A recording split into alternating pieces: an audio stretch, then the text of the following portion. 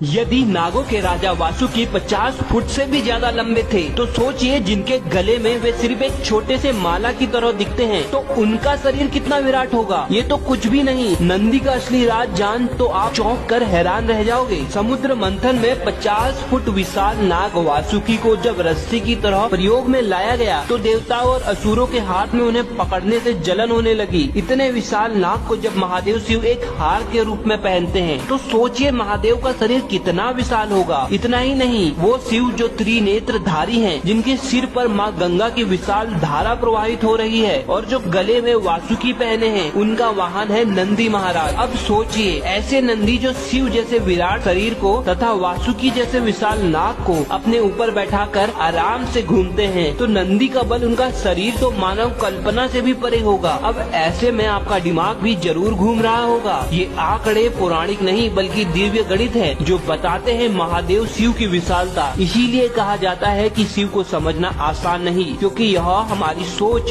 तथा कल्पना से भी परे है। पूरा ब्रह्मांड उनमें समाया हुआ है। हर हर महादेव।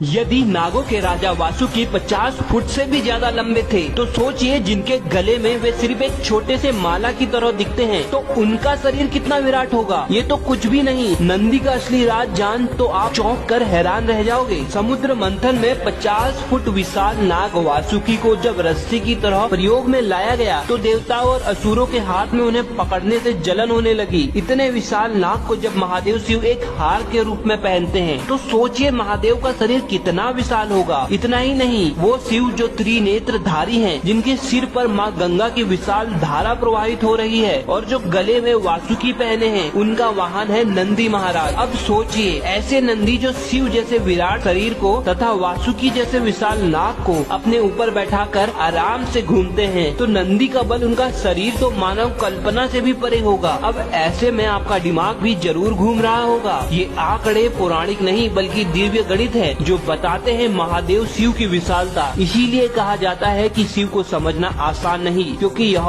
हमारी सोच तथा कल्पना से भी परे है। पूरा ब्रह्मांड उनमें समाया हुआ है। हर हर महादेव।